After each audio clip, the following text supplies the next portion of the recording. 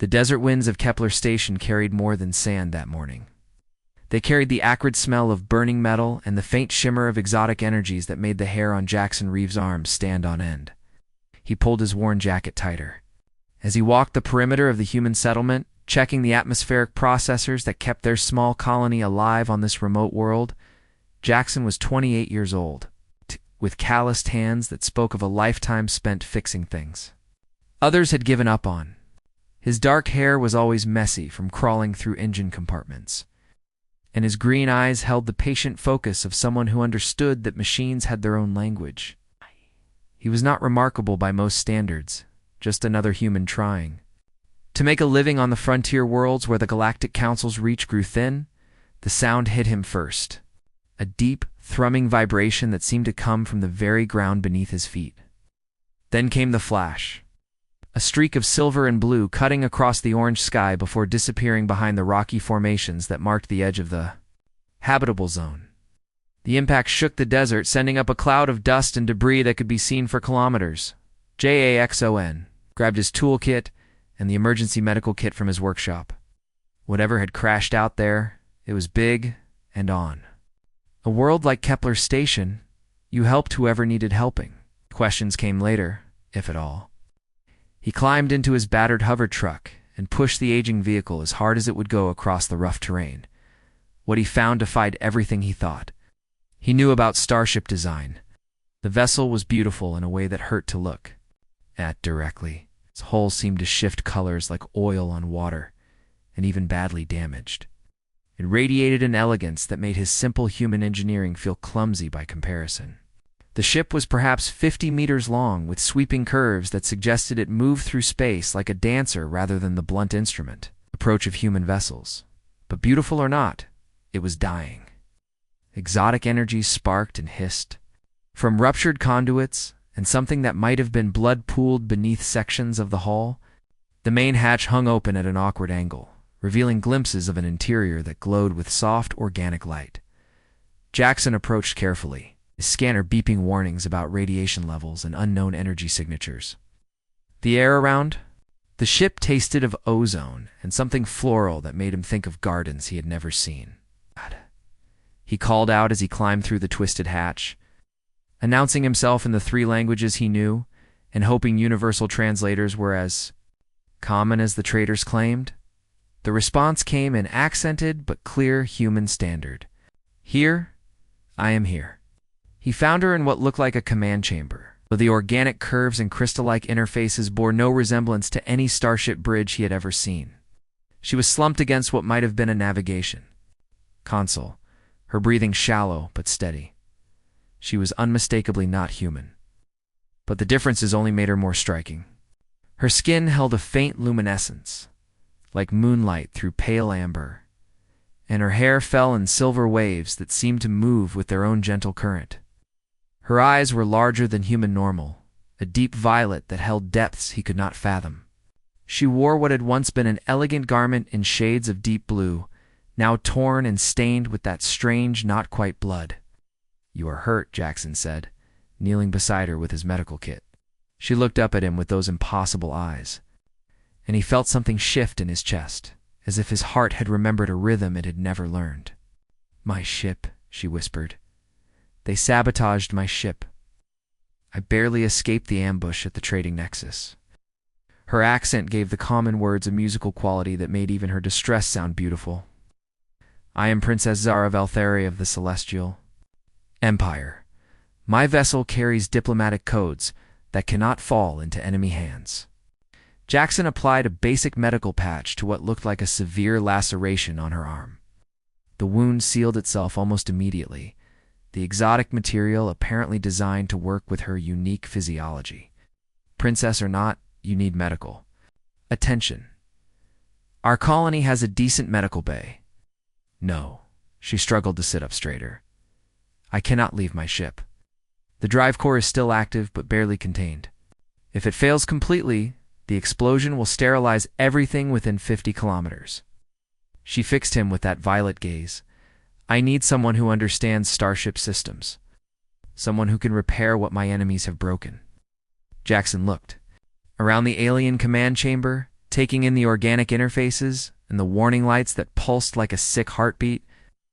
Everything he could see was beyond his experience. Technology that made human engineering look like stone knives and bear skins. I'm just a mechanic. I work on atmospheric processors and cargo haulers. This is way beyond anything I've ever seen. But you came when you saw the crash, Zara said softly. You brought medical supplies. You did not run when you saw I was not human. That tells me more about your character than any credentials could. She reached out and touched his hand with fingers that were longer and more elegant than human normal. The contact sent warmth up his arm, and he could have sworn he felt her pulse synchronize with his own. I am bound by the laws of my people to offer fair compensation for aid given freely. I will not lie to you, Jackson Reeves.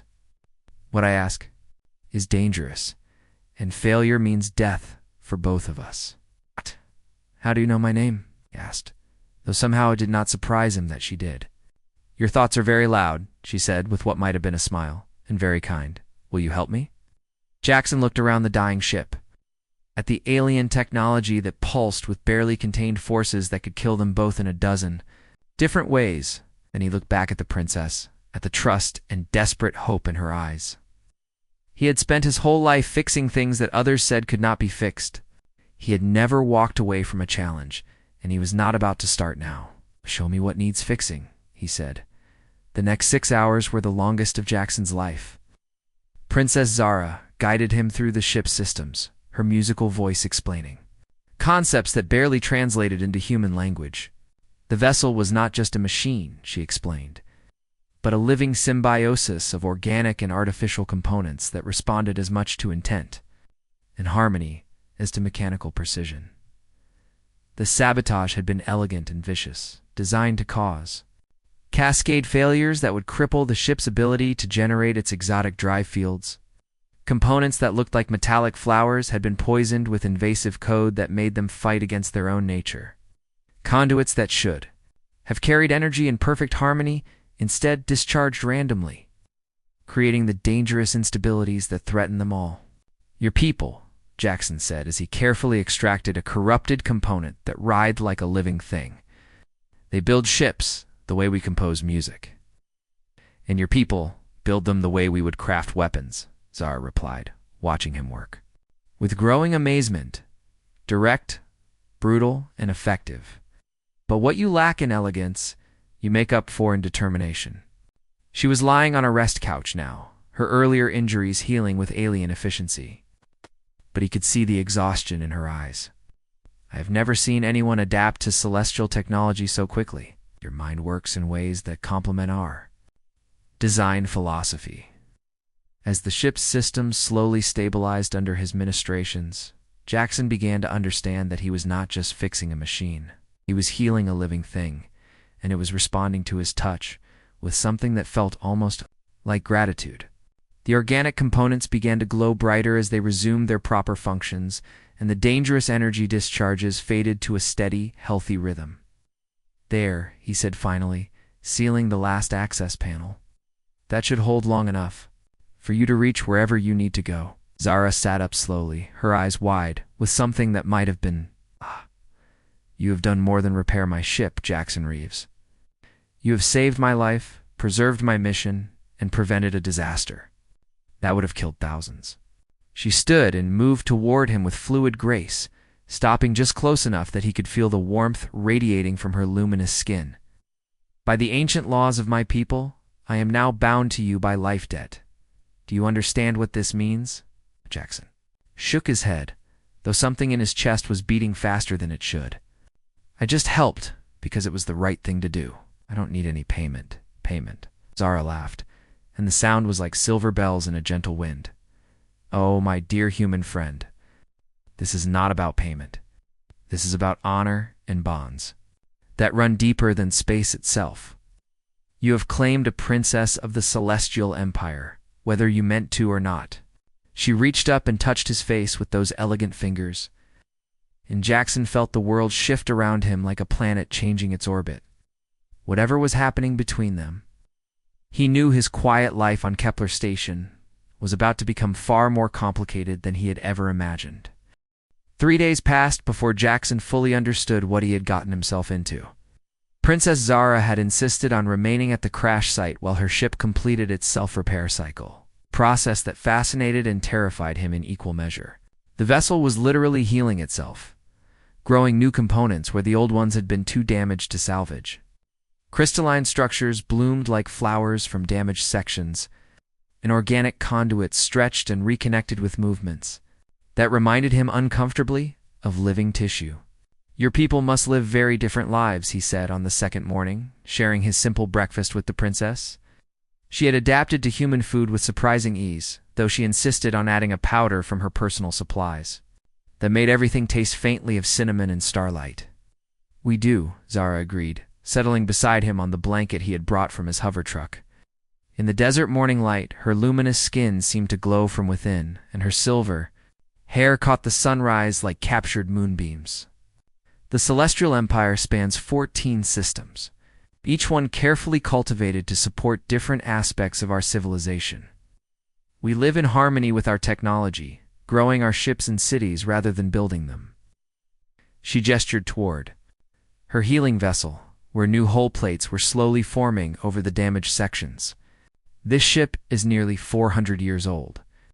It has served 7 generations of my family, learning and adapting with each bonding. When I die, it will remember me, and it will serve my descendants with the accumulated wisdom of all who came before." Jackson tried to imagine a machine that could outlive centuries of its users, continuously learning and growing. Human technology was built to be replaced, upgraded, discarded when something better came along. The idea of a ship that was truly alive both amazed and unsettled him. "What happens when it gets too old to serve?" "It returns to the growing gardens," Zara said with a soft smile. "Its consciousness merges with the great networks that dream new vessels into existence. Nothing is ever truly lost." She turned those violet eyes on him, and he felt that familiar flutter in his chest. "But enough about my people. Tell me about yours, Jackson Reeves. Tell me about the humans who build their dreams from metal and determination." So he did. He told her about Earth, the blue marble that he had left behind 20 years ago in search of adventure among the stars. He spoke of human colonies scattered across hostile worlds, of the stubborn refusal to quit that had carried a species from a single planet to the edges of known space. He described the great shipbuilding yards of New Pittsburgh, where vessels were forged in the fires of artificial suns, the salvage crews who kept ancient hulks running long past their designed lifespans. "We are not elegant," he admitted, watching her face for any sign of judgment. "We build things heavy and strong because we expect them to break, and we want them to be fixable when they do.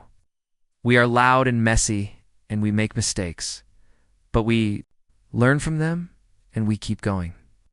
"I am beginning to understand," Zara said thoughtfully, "why you were able to repair my ship when my own people could not. Your approach to problems is so fundamentally different from ours that the sabotage could not account for it. The invasive code was designed to exploit celestial harmonics, but you ignored the harmony entirely and simply forced the components to work." On the third night, as they sat beside a small fire that cast dancing shadows across the desert rocks, Zara began to explain the true implications of the life debt that bound them together. "Among my people," she said, her voice taking on the formal cadence of ancient ritual, "there are bonds that transcend simple obligation. The life debt is one of the oldest and most sacred. When someone preserves the life of another at great personal risk, a connection is formed that cannot be broken by time or distance." Jackson poked at the fire with a metal rod, sending sparks spiraling up into the star-filled sky. "What does that mean exactly? Do I get some kind of reward? Title? Or something?" Zara laughed, the sound holding notes that seemed to harmonize with the night wind. "Oh, my dear human, it means that your life and mine are now intertwined. Where you go, I must follow. I threatens you, threatens me. What brings you joy will bring me joy as well." She leaned forward, the firelight playing across her luminous features. "It means that I belong to you now in ways that your language probably does not have words for." The idea hit Jackson like a physical blow. You belong to me. Like property? That's slavery. No, Zara said firmly, though her expression remained gentle. Not property, partnership. The bond works both ways, Jackson. Just as I am bound to you, you are bound to me. We become part of each other, sharing strength, sharing purpose. She reached across the small space between them and took his calloused hand in her elegant fingers. I know this is strange to you. Human relationships follow different patterns. But I promise you, this is not a burden. It is a gift. He asked, though even as the words left his mouth, he knew they were not entirely true. The thought of Zara leaving, of returning to her distant empire, and forgetting the human mechanic who had fixed her ship, created an ache in his chest that surprised him with its intensity. Then I will honor your wishes and depart, she said. Softly, the bond cannot exist without acceptance from both parties. But know that if you send me away, you will be sending away part of yourself that you never knew existed. That night, Jackson lay awake on his bedroll, staring up at the alien constellations and trying to understand what was happening to him. He had always been a practical man, focused on things he could touch and fix and understand. Love, if that was what this was, had never been part of his plans. Especially not love with an alien princess whose very existence challenged everything he thought he knew about the universe. But when morning came, and he saw Zara emerging from her ship with that radiant smile, he knew that practical or not, his heart had already made its choice. The repairs are complete, she announced, gesturing toward the vessel that now gleamed like new in the desert sun. My ship is eager to return to space, and my mission cannot be delayed much longer. Your mission, Jackson repeated. You never told me what that was about. Zara's expression grew serious. It's a diplomatic summit on the neutral world of Haven Point. Representatives from 12 different species are gathering to discuss the growing threat of the Void Hunters. My testimony about their latest attacks could tip the balance toward decisive action. She paused, studying his face. I cannot complete this mission alone, Jackson. The sabotage of my ship was just the beginning. There are forces within my own empire who do not want peace with the other species. They will try to stop me again. And you want me to come with you? He said, though it was not really a question. I want you to choose, she replied. Choose the bond. Choose to stand with me, and I will show you wonders beyond anything your people have ever imagined. Choose to remain here, and I will honor that decision, though it will break something in both of us that can never be repaired. Jackson looked around at the familiar desert, at his small colony and his simple workshop. It was a good life, a quiet life, but suddenly it felt like a cage. He thought about the stars he had never seen, the worlds he had never walked, the adventures he had dreamed of as a young man but never pursued. If I go with you, he said slowly, what happens to who I am? Do I become some kind of alien prince? Do I stop being human? Zara stepped closer, close enough that he could see the flecks of silver in her violet eyes. You remain exactly who you are, Jackson Reeves. The bond does not change us. It completes us. You will still be the stubborn human mechanic who fixes impossible things. But you will also be my partner, my equal, my other half. She smiled, and it was like watching a sunrise. Besides, I suspect the galaxy will have great need for human ingenuity in the days to come. He made his decision the way he made all his important decisions, with his gut rather than his head. When do we leave? The kiss that followed was like nothing Jackson had ever experienced. It was not just physical contact, but a joining that seemed to reach into the deepest parts of his soul. He felt Zara's thoughts brush against his own, felt her joy and relief and love flowing through the growing bond between them. For a moment that lasted eternity, they were not human and alien, not mechanic and princess, but simply two beings who had found in each other something that made them whole. When they finally parted, Jackson could swear he felt the universe itself approving of their choice. The journey to Haven Point took 12 days, and every one of them changed Jackson in ways he had never expected. Zara's ship, which she called Whispered Dreams, was unlike anything he had ever imagined. The interior shifted and flowed around them, like a living thing, creating spaces as they were needed, and dissolving them when they were no longer required. Walls that appeared solid could become transparent at a thought, revealing the incredible beauty of hyperspace streaming past them. Like liquid starlight, She likes you, Zara said on their third day out, watching with amusement as the ship created a perfect replica of Jackson's workshop around his sleeping area. Tools that he had left behind on Kepler Station appeared on workbenches that grew from the deck-like metallic trees. I've never seen her adapt so completely to another consciousness. Jackson ran his hand along a wrench that felt exactly like the one he had owned for 15 years, down to the small nick near the handle where he had once dropped it on his foot. How is this possible? These are perfect copies. She read your memories through our bond, Zara explained, settling into a chair that formed itself around her with obvious comfort. The ship learns the preferences and needs of all who bond with her, but creating such detailed reproductions for someone who is not of my bloodline is unprecedented. The implications of that statement were still settling in Jackson's mind when the first attack came. The Void Hunters struck without warning, their sleek black vessels dropping out of hyperspace like evil thoughts given form. Jackson had heard stories of these mysterious raiders who appeared at the edges of civilized space, destroying settlements and carrying off captives for unknown purposes. He had never expected to face them personally. They found us faster than I expected, Zara said grimly, her hands dancing over the organic controls that sprouted from the command surfaces like luminous fruit. Someone gave them our exact route. The ship shuddered under the impact of exotic weapons that tore at reality itself. Whispered dreams screamed, a sound that Jackson felt in his bones as much as heard with his ears. Emergency systems that looked like glowing flowers bloomed throughout the command chamber, their petals showing damage reports and symbols he was only beginning to understand. Can we outrun them? He asked, strapping himself into a seat that had formed around him without being asked. Not with the damage they have already inflicted, Zara replied, her luminous skin now pale with strain. They are using weapons specifically designed to disrupt our drive systems, weapons that should not exist. That was when Jackson understood the true scope of the conspiracy they faced. Someone had not only given the Void Hunters their location, but had also provided them with technology specifically designed to counter celestial defenses. This was not a random attack, but a carefully planned assassination attempt. What do you need me to do? He asked, already moving toward the access panels that would give him direct contact with the ship's organic systems. The drive matrix is destabilizing, Zara said, her voice tight with concentration as she fought to keep them alive under the relentless assault.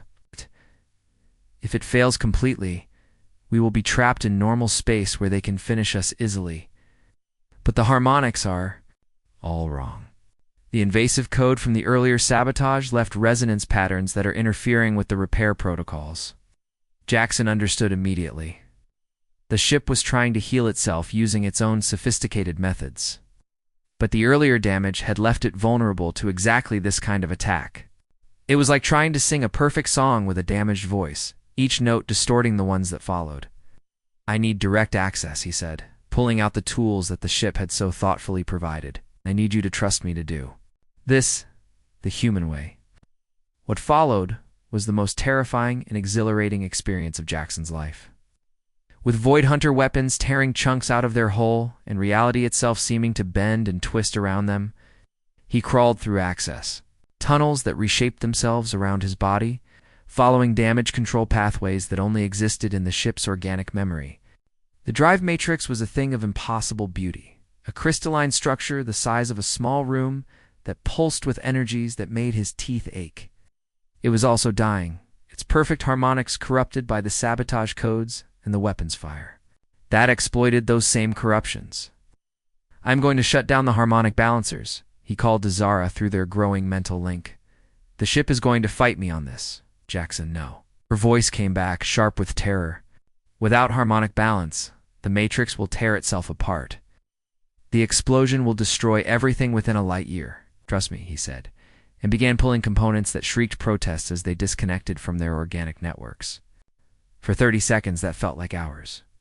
Whispered dreams flew through space with a drive system that violated every principle of celestial engineering. The matrix ran wild, drawing power in ways that should have been impossible, resonating at frequencies that made the entire ship ring like a struck bell. But it also moved them faster than any celestial vessel had ever traveled before, tearing through the fabric of space itself with pure human stubbornness. When Jackson reconnected the harmonic balancers and restored the proper resonances, they were 3 star systems away from the ambush point. And the Void Hunter vessels were nothing but rapidly fading sensor ghosts.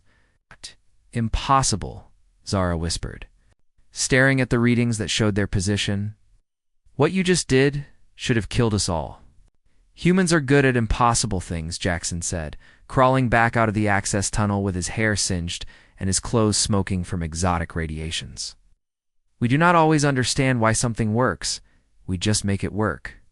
That night, as they drifted in the safety of an unnamed system while Whispered Dreams completed her healing cycle once again, Zara showed Jackson what it truly meant to be bonded to a princess of the Celestial Empire. The life debt was just the beginning, she said as they stood together on the observation deck, watching distant stars wheel past them in their ancient dance. What we have created together goes deeper than law or custom. You have shown me new ways to see the universe, and I have shown you wonders beyond human imagination. We have become something that neither of our species has seen before. She turned to him, her violet eyes holding depths that seemed to contain entire galaxies. When we reach Haven Point, when my mission is complete, we will face a choice. I am heir to a throne that spans 14 worlds. My people will expect me to return and take my place as their ruler. But I cannot rule without you now. You have become part of me, and I part of you. What are you saying? Jackson asked, though part of him already knew. I am saying that I choose love over duty, partnership over power, she replied, stepping into his arms with fluid grace. When this mission is over, I want to explore the galaxy with you. I want to see human worlds through your eyes and show you celestial wonders that no human has ever experienced. I want to build something new between our peoples, starting with what we have built between ourselves. The kiss that sealed their bargain was witnessed by 1 billion stars. And Jackson knew that whatever came next, whatever challenges they would face from those who opposed their union, they would face them together. He was no longer just a mechanic from a backwater colony. He was the bonded partner of a princess who had chosen to abandon an empire for love. And somehow, that felt like the most natural thing in the universe, as Haven Point grew larger in their view screen, its gleaming cities and orbital platforms promising both sanctuary and new dangers. Jackson reflected on how completely his life had changed. 3 weeks ago, his biggest concern had been maintaining atmospheric processors. He was part of a love story that spanned species and star systems. A partnership that would either help bring peace to the galaxy or get them both killed in. The attempt? Either way, he thought, as Zara's hand found his and their fingers intertwined, it was going to be one hell of an adventure. The future stretched out before them like an uncharted star map, full of possibilities both wonderful and terrible. But whatever came next, they would face it together, human and alien, mechanic and princess. 2 hearts that had found in each other something worth changing the universe for. And in the growing bond between them, the first seeds of a new age were already beginning to bloom.